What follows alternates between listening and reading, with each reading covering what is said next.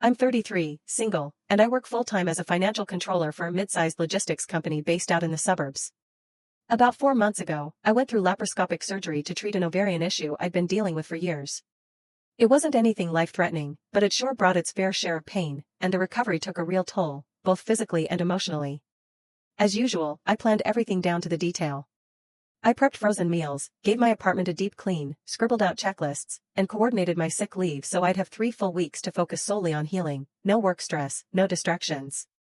Then Camilla stepped in. Camilla is my older sister by 6 years, she's 38, a mom of 4 wild little kids, has a golden retriever that sheds like it's his full-time job, and a husband, Ethan, who works long hours in construction. We've never been what you'd call close. There's no drama between us, but there's no real connection either. Her offer came out of nowhere. She suggested I come stay at her place while I recovered, said it'd be more comforting to have family around. She made it sound like a good idea. I hesitated, but she rolled her eyes and accused me of being dramatic. I gave in and said sure. It took one night for me to realize just how wrong that decision was. The so-called guest room looked like a storage closet, old wrapping paper crammed under the bed, off-season jackets crowding the closet, and a mess of toys piled behind the door. Even the sheets had this faint smell of dog on them. I tried to stay positive. I really did. Camilla brought me canned soup and said she didn't have the energy to cook anything better. That night, her dog barked nonstop. Her kids argued over who got the iPad, and I hadn't even unpacked my medication yet before I was already desperate to be back in my own bed. By day 3, the jabs started. Must be nice to nap while the rest of us have to work. Look at you, our pampered little princess. You sure this surgery was even necessary? I kept my mouth shut. I focused on getting better. But the comments didn't stop. If I asked for a quiet place to lie down, she'd shoot me a look and sigh. If I reminded her I wasn't supposed to lift anything, she'd grumble about how she did laundry right after giving birth. I even overheard her whispering to Ethan, mocking my recovery like it was some overblown excuse. But it was one particular moment that really stuck with me. One afternoon, I dozed off on the couch, still aching and dizzy from the painkillers. I woke up to her 5-year-old climbing right onto my stomach with a toy fire truck. The pressure made me gasp out loud. I tried to sit up but froze from the pain. Camilla stood in the kitchen, sipping from her coffee mug, just watching. I asked her, gently, not to let the kids climb on me. She shrugged and said, maybe if you can't handle a toddler, you're not fit to be alone. That one stung deeper than I expected. Camilla had always thrown subtle digs about me being too independent, but this time she said it out loud. And it wasn't just about that moment, it was about me. About how I live. About not being a mom. About not relying on anyone. About not relying on her. In her eyes, I was either broken or beneath her. That evening, I packed my things and told her there was a sudden emergency at work. She barely looked up from her phone. The kids didn't even say goodbye. I got in my car and cried the whole drive home, not from the pain in my body, but from the sheer humiliation of it all. And here's where things get complicated. Camilla has no idea I've been paying part of her mortgage for the last year and a half. Before our grandfather passed, he set up a trust to help support Camilla and her kids, with me named as the executor. The rules were very specific. If I ever felt the money was being abused or that Camilla wasn't acting in good faith, I had the authority to stop the payments. She never once questioned where the money came from. She assumed it was the trust sending it out automatically, but it wasn't. I routed the payments through a holding account I manage. She believed it was hands-off. It wasn't. I made that call every month because I thought the kids deserved a secure home. But after what happened, I went back and reread the trust's terms. It said clearly, support may be withheld at the executor's discretion if the beneficiary is found to be manipulative, deceitful, or persistently irresponsible.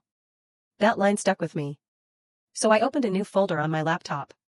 I started keeping records. Notes on her comments. Her passive-aggressive tone. Her laughing at me. How she made my recovery into a joke. I reviewed her finances, too. The wasteful spending. The late credit card payments. The money being funneled into some side hustle she never disclosed to the trust. This wasn't about revenge. This was about drawing a line. And this time, I was ready to draw it for good. If she wanted to treat me like I was some useless burden, then let her see what happens when that useless sister stops covering the bills. Back home in my apartment, I didn't bring it up to anyone. But the word unfit just wouldn't leave me alone. It stuck in the back of my mind like gum on a shoe. So I opened the trust account on my laptop. I reviewed every transfer I'd made since taking over. Each one was the same, $1,300 sent straight to the mortgage lender. Not once to Camilla's personal account. I double-checked the memo notes. The transaction dates. The records were tidy, at least on the surface. But when I dug deeper, a couple of charges jumped out. 3 payments marked as household emergencies, reimbursed from the trust's discretionary funds. But the product codes didn't match anything urgent. One was for a $750 fire pit. The other? A $500 VR headset, the exact model she once showed off in a group chat. Neither of those expenses fit under the emergency clause. Not even close. The next morning, I scheduled a meeting with a trust attorney. I wasn't looking to file a lawsuit, I just needed clarity. Did I actually have the right to freeze the payments without breaking the terms? He went over everything and confirmed what I suspected. I had full discretion. If I believed there was misuse or manipulation, I could stop the funds immediately pending review. So I did. Quietly. No announcements. No warning. I simply skipped the next scheduled transfer. I knew the mortgage company would flag it to her once the payment didn't go through. 11 days max, I figured. She called me on day 6. Her voice wasn't angry, just puzzled. She asked if I'd seen anything odd on the account because the lender had reached out. I told her I'd look into it and get back to her. That was all. No explanation. I wanted to see what she'd do next.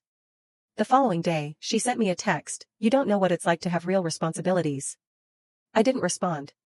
That single sentence said everything. She wasn't worried about her children. She wasn't offering a single apology.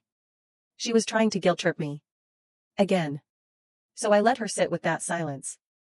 A few days went by, and then out of the blue, Ethan called me from his work number. I hadn't talked to him directly in ages. His tone was calm, but there was something behind it, a kind of quiet tension. Not exactly anger, more like pressure.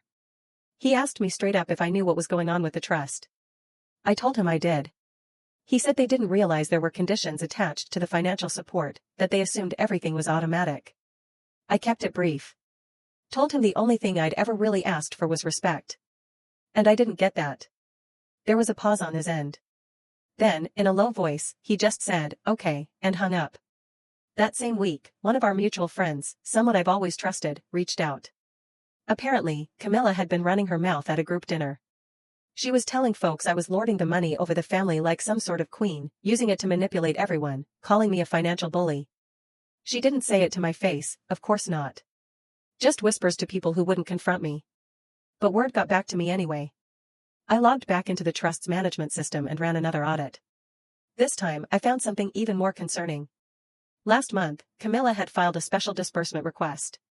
It was flagged for emergency roof repairs due to storm damage. The request was approved, and $5,300 went out to her checking account. But when I followed the money trail, it didn't lead to a contractor. It led to an online travel agency. And wouldn't you know it, that same weekend, she took the kids to Disneyland. That was all I needed to see. I shot off another email to my attorney, asking him to immediately freeze the trust. Going forward, every single request would require proper paperwork, itemized invoices, contractor estimates, medical documentation. No more automatic approvals. The next morning, I typed up a formal letter. One for Camilla, one for Ethan. It explained the freeze and included a full breakdown of every single misuse I had found. I sent them via certified mail with tracking and signature confirmation. I made sure both of them had to sign for it personally. 2 days later, my phone rang again. This time, it was my parents. They wanted to know what was happening between me and Camilla. I didn't bother going into all the messy details. I just told them, I'm protecting the family legacy. That's what I've been entrusted to do. My mother let out a long sigh and said I should have given her a heads up. I didn't argue. I didn't justify. I didn't owe anyone that. Since then, Camilla hasn't reached out directly. No calls. No texts. But late one night, I did get a short message from Ethan. "Thanks for being honest. I didn't know." And I believed him. He may have reaped the benefits, sure, but I don't think he ever really knew what was going on behind the curtain. Now he does. A few days after the letters were delivered, Ethan messaged me again. No edge in his tone. No accusations. Just a straightforward question. "Why didn't anyone tell me you helped with the down payment?" That one caught me off guard. I answered with one simple line, "Because Camilla told you it was a gift from the family." The truth? That original $40,000 down payment on their house didn't come from the trust. It came from my personal savings.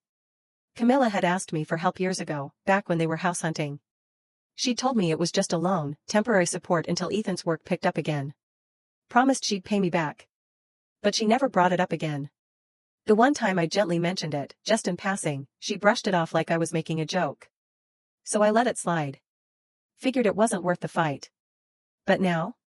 Now Ethan finally knew. We ended up meeting the next day during my lunch break at a little cafe near my office. I told him I wasn't interested in any drama, and that I'd only meet him somewhere public. He agreed without hesitation. When he showed up, he looked completely drained, like he hadn't slept in days. He ordered a plain black coffee, sat down across from me, and said nothing. Just waited. I laid out the paperwork. Printed receipts showing the $40,000 transfer from my personal account to their closing agent. A copy of an old email where Camilla thanked me for bailing them out so they wouldn't lose the house before they'd even bought it. And a basic agreement she typed up herself. Nothing legally fancy, just a simple document we both signed stating I'd have partial equity. Nobody else knew that existed. Just her and me. Ethan stared at the papers for what felt like forever. Then he finally said, "I thought the house was entirely ours. I had no idea you were tied to any of this." I explained that I never enforced the agreement, never charged interest, never demanded anything. But on paper, that agreement gave me the right to place a lien if I chose to. And honestly, if things kept going down this road, I might seriously consider it. Ethan didn't protest. He looked like a man finally putting together pieces of a puzzle he didn't know was missing. He admitted he'd always just assumed Camilla was being honest. That she told him the money came from our grandfather's inheritance. That it had nothing to do with me at all. She made it seem like the trust just handed out money like it was a college scholarship. I told him she didn't exactly lie, it did come from the family. Just not the way he thought. And definitely not all of it from the trust. That $40,000? That was me. The same person she now calls unfit to live alone. Ethan didn't say a word for a minute. Then he apologized. He said he was sorry for staying silent when Camilla was making those nasty remarks during my recovery. Said he honestly didn't know. And if he had, he would have stepped in. I told him this wasn't about revenge. I didn't want court battles, and I wasn't out to ruin anyone. But I also wasn't going to keep pretending none of it mattered. Her respect wasn't optional anymore. And I was done sacrificing my dignity just to keep the peace. That night, I got a message from Camilla. No hello. No how are you? Just, I cannot believe you went behind my back to talk to my husband. I answered with one line, he deserves to know who's been holding the foundation of his home together. She didn't reply. But the next morning, my parents called. Again. My mom asked if I really thought this was necessary. If I was seriously going to rip the family apart over what she called a few misunderstandings. My dad said maybe I just needed time. That these things usually blew over. I told them both to stop calling me. This wasn't about old wounds or sibling rivalry. It wasn't about who got more attention growing up or who was the golden child. This was about the present. About standing up for myself. About the kind of person who uses your help like a ladder, then gives you a shove the second they get where they're going. I hung up and sent my lawyer another email. I told him it was time to restructure the trust. From here on out, discretionary access was gone. Emergency disbursements would only be approved after full documentation and a mandatory 3-week review. Everything would be audited every quarter. Any more misuse? That'd mean a permanent freeze and legal review. Ethan hasn't said much since that day at the cafe. But I know he's processing it all. He's seen the evidence. He knows now what Camilla never told him. And the way he looks at her, it's not the same. I'm not trying to drive a wedge between them. But I've lifted the curtain. Whatever comes next, that's their decision. I never set out to create this kind of fallout. But I'm not going to stop it either. I could, sure, but I won't. A few days after our meeting at the cafe, Ethan sent me a quick message asking if I had a copy of their property deed. I did. I had held on to every document from the home's closing process, including the final, notarized deed that clearly listed me as a 25% co-owner. Within the hour, I scanned everything and sent it over to him. He didn't reply that day, but I had a good idea what he was doing with it. The next day, he called their mortgage company to verify the ownership details. It took him a few days to work up to it, but eventually, Ethan confronted Camilla. I wasn't there for it, but I learned what went down after he reached out again. According to him, Camilla denied everything. She claimed I'd only loaned them the money and never meant to be included on the title. Said the co-ownership was just a technicality, something we had to do to help get approved for the mortgage. She told him it wasn't legally binding. I didn't argue with her. I didn't even contact her. I just sent Ethan and the mortgage company the complete file, the deed, the full closing paperwork, and the agreement Camilla and I both signed when I wired over the money. It wasn't complicated, but it was specific. I contributed funds in exchange for a partial ownership stake. Nowhere in that document was the money described as a gift. Everything was dated. Everything was notarized. Everything was clear. That night, Ethan sent me another message. No more questions. Just said he felt like a stranger in his own life, like he was waking up to how much had been kept from him. He thanked me for being upfront. Said he needed time to sit with it all. For days after that, I got an email from Camilla. No opening line. No context. Just a demand. She attached a release of interest form and told me to sign it. The document looked like something pulled off a legal website, no attorney name, no firm listed, no letterhead. Just some fill-in-the-blank form with clumsy wording, asking me to give up any and all claims to the property. I didn't respond right away. I read through it twice, then replied with a short message. I said I'd be open to discussing a formal buyout, but only after the home was appraised professionally and we involved lawyers on both sides. Until then, I wouldn't be signing anything. Her response came fast. She accused me of being bitter, manipulative, and playing power games with the house. That one didn't deserve an answer. I stayed silent. The following week, I scheduled a licensed appraiser and made sure both Ethan and my attorney were notified. The appraiser was professional, quick, and kept things low-key. But the atmosphere in that house was heavy. Camilla followed us around during the walkthrough, pointing out every crack in the wall and every stain in the carpet. At one point, while the appraiser was measuring the living room, she muttered loud enough for him to hear, "Make sure you measure all the drama in here too." He didn't react. But after he left, he called me from his car and said he'd never been treated so rudely during an appraisal. He added that it was obvious there were emotional tensions involved. Meanwhile, Camilla had started spreading her version of events. She told one mutual friend I was trying to steal the house. Told another that I'd tricked her into giving up her rights and had been scheming this whole thing as revenge. I didn't respond publicly. I didn't argue back. I kept quiet. But not everyone bought her story. One old friend, someone who knew both of us for years, messaged me privately. She said she didn't believe what Camilla was saying and just wanted me to know people were starting to notice the cracks. Even one of our cousins, who usually stays far away from any family drama, brought it up casually over coffee. She mentioned how Camilla had gone radio silent in the group chats and skipped the last 5 family dinners. She didn't ask for details, just said, "I can tell something's going on." A week later, the appraisal report came back. The home's value had jumped by more than $75,000 since they bought it. My 25% share was now worth over $95,000. I forwarded the full report to my lawyer and asked him to issue a formal notice to Camilla. The letter explained that I intended to exercise my legal rights as a co-owner. We proposed a legal meeting to discuss a buyout, refinance, or, if necessary, a complete sale of the property with proceeds split accordingly. Shortly after the letter was delivered, Ethan messaged me again. He said he didn't want to lose the house. But he also said something I didn't expect: I don't think she should get to rewrite history either. He wasn't taking sides. He wasn't blaming her. But he wasn't protecting her lies anymore either. I haven't heard a word from Camilla since that notice went out. No email. No text. Just silence. And sometimes silence says more than a shouting match ever could. About a week after the appraisal was delivered, Ethan contacted me again. He said a few of their neighbors had approached him, asking if I was trying to destroy their family. Apparently, Camilla had started telling people I was meddling in their finances and threatening their home. I didn't waste time on gossip. There was no use in chasing every rumor. I had more important things to handle. Our lawyers had set up a formal meeting at a neutral office downtown. It would be the first time all 6 of us, me, Camilla, Ethan, and our attorneys, were going to sit down in the same room. I arrived 20 minutes early, and so did my lawyer. Ethan showed up right on time, quiet and courteous. Camilla walked in 20 minutes late, wearing sunglasses indoors like she was trying to play it cool. Her attorney looked like he regretted every decision that brought him there. Once we were all seated, I laid out the 4 options. They could either refinance the mortgage and buy me out based on the current appraised value, or we could agree to sell the house and split the profits according to ownership. My lawyer handed over the paperwork, every number, every calculation, all clean and legal. Camilla didn't even look at the documents. Instead, she suggested I should donate my share since I didn't have kids and didn't need the space. Her lawyer shifted uncomfortably but said nothing. Camilla doubled down, saying that supporting family sometimes means making sacrifices, especially when you don't have your own children. The room went quiet. Then Ethan spoke. Clear. Steady. No hesitation. He said, "We wouldn't even have this house if it weren't for her."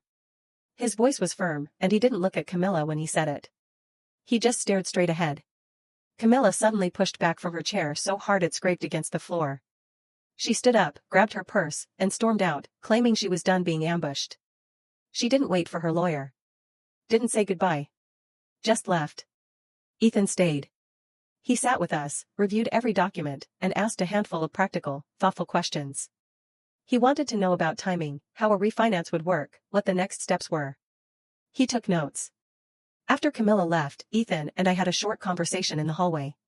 Ethan and I stood outside the conference room for a moment after the meeting. He looked tired, his shoulders heavy like the weight of it all had finally settled on him. Then, quietly, he admitted something. He said he hadn't realized just how many financial corners Camilla had cut, even before they were married. And now, he was starting to wonder what else she'd kept hidden from him. I didn't pry.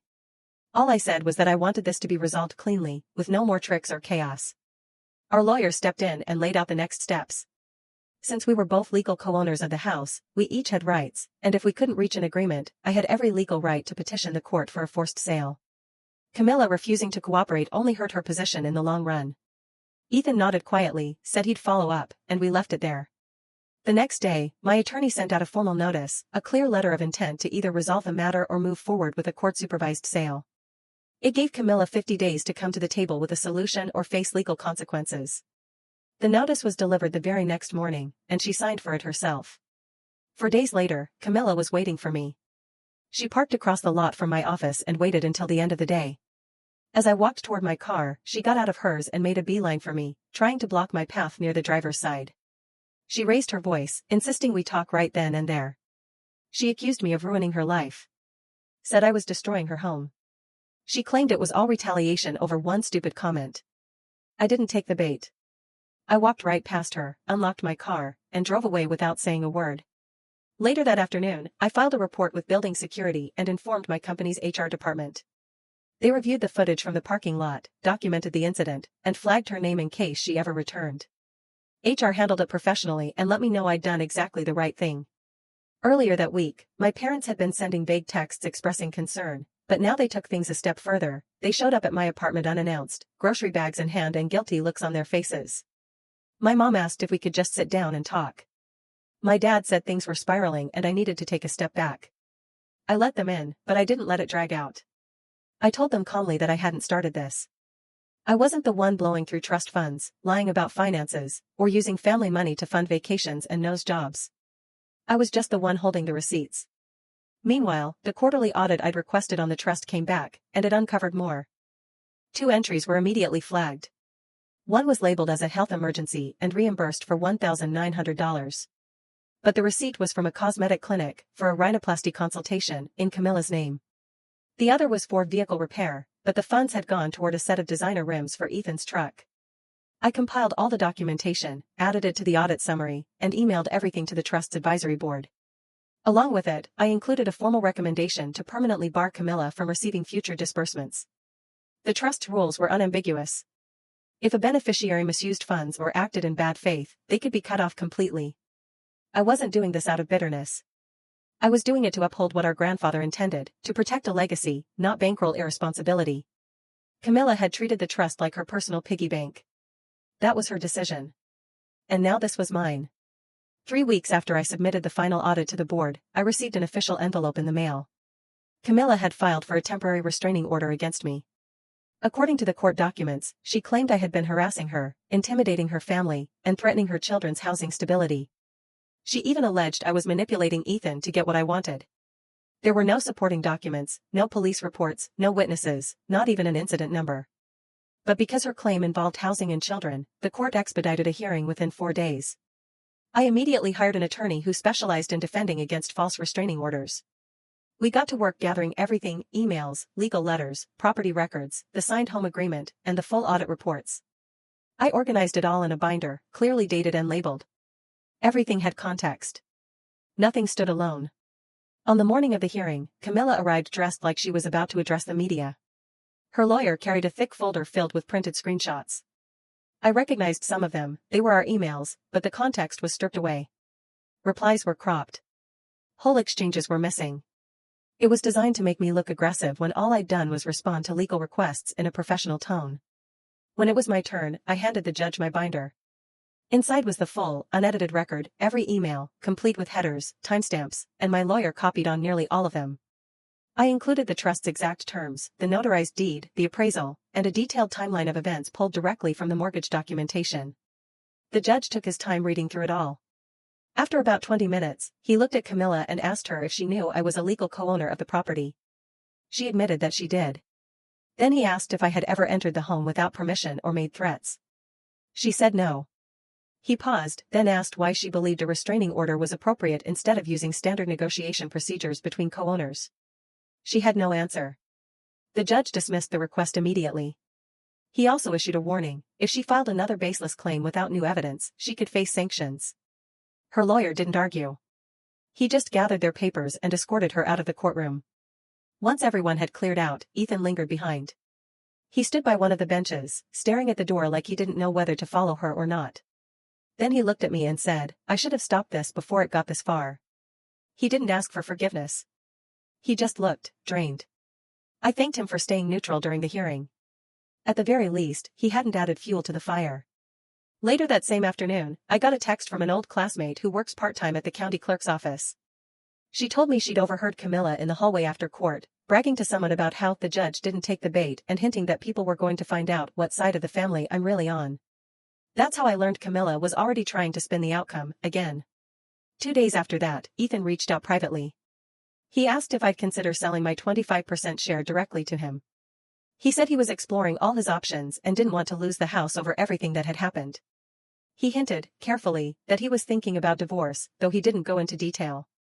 I told him if he was serious, I'd support a clean, legal transfer, and I'd loop in a real estate attorney to handle the paperwork properly.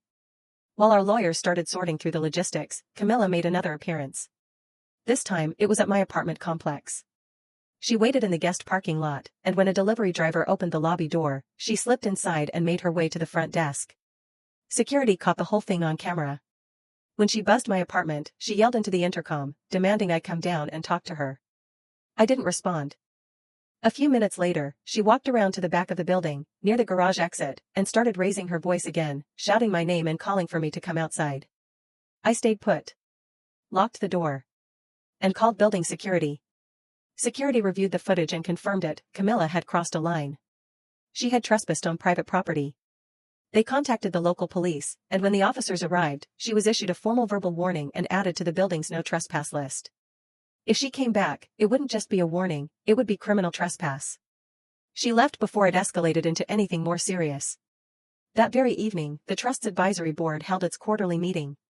I'd submitted a comprehensive report the week prior, laying out everything: misused disbursements, deliberately misleading expense descriptions, and even her legal retaliation attempt with the restraining order. After going through it all, the board voted unanimously. Camilla's access to the trust was officially terminated. From that point forward, she would no longer be able to submit reimbursement requests, file claims, or touch a single cent from the remaining assets. As for Ethan, I could sense the shift happening in real time. He was still living at the house, but something had changed in him. He started digging into things: old receipts, trust records from years ago, all the financial groundwork Camilla had helped lay. I don't know what conclusion he'll reach, but he's definitely seeing everything in a new light now. Meanwhile, I began preparing for the next phase, a legal partition of the property, in case the buyout didn't go through by the deadline. I wasn't rushing anyone. I was just staying on course, one documented step at a time. My lawyer finalized the equity sale agreement and sent it over to Ethan. He had 65 days to decide. The terms were clear. He could purchase my 25% ownership of the home at its current market value, but only if he refinanced the mortgage in his name alone. Camilla's name would have to be removed entirely from the loan. The agreement was airtight: if I exited, I was out for good. Ethan got back to us 5 days later.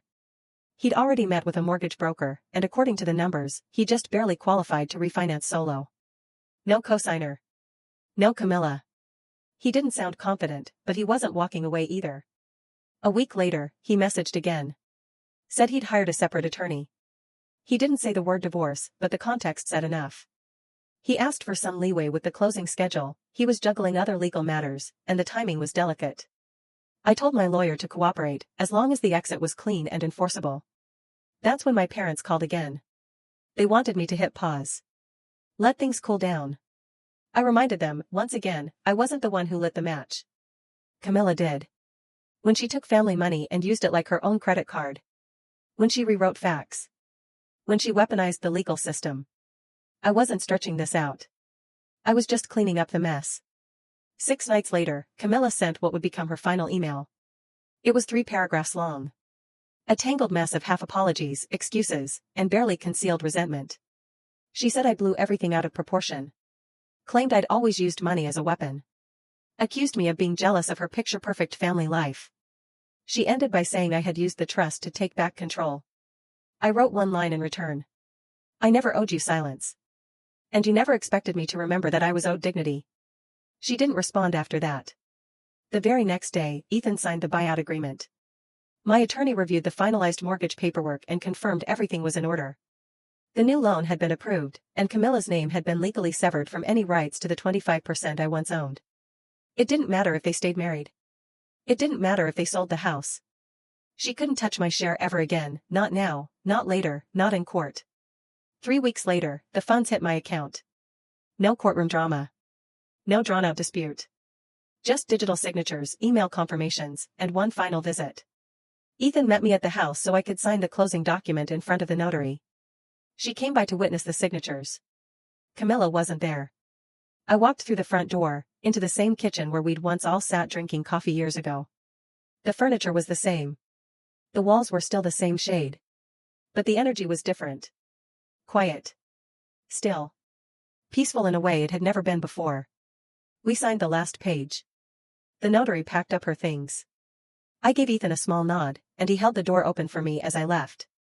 Nothing else needed to be said. 2 days later, he sent a short text. Thank you for not walking away from this, even when it got ugly. I see everything clearly now. I didn't reply. He didn't need me to. At the next family gathering, a cousin's engagement dinner, Camilla didn't show up. My parents were there, sitting at the table, smiling politely. But they didn't bring her up. They didn't ask about her. They didn't try to explain anything. They just let it hang in the air. Too heavy to address. Too familiar to fight about. A week later, I ran into someone I hadn't seen in years, an old mutual acquaintance from back in the day. We bumped into each other in the grocery store. She smiled and asked how I'd been. Nothing more. She didn't mention Camilla. But before she said goodbye, she paused like she wanted to say something else, and then didn't. I let it be. Meanwhile, the final restructuring of the trust was complete. A licensed professional was now in charge as the new executor. All future payouts were locked behind strict, auditable procedures. Camilla? Removed permanently as a beneficiary. Ethan's children would still have access to some of the assets, but only through a guardian-managed account he'd oversee, with quarterly financial checks in place. The illusion she'd built around the trust was finally dismantled. I didn't feel victorious. I didn't feel proud. I just felt done. Camilla had built her comfort on a lie and assumed I'd keep bankrolling it in silence. The moment I stopped, everything started to crack. I didn't destroy her life. I just stopped paying for the version she made up. Now, I've started looking for a place of my own. A little house, maybe. Something quiet. Something mine. No co-owners. No trust attachments. No legal entanglements wrapped up in family guilt. Just me. My name. My front door. A door I don't need permission to walk through. For the first time in what feels like forever, I'm finally standing on solid ground, and it's mine alone.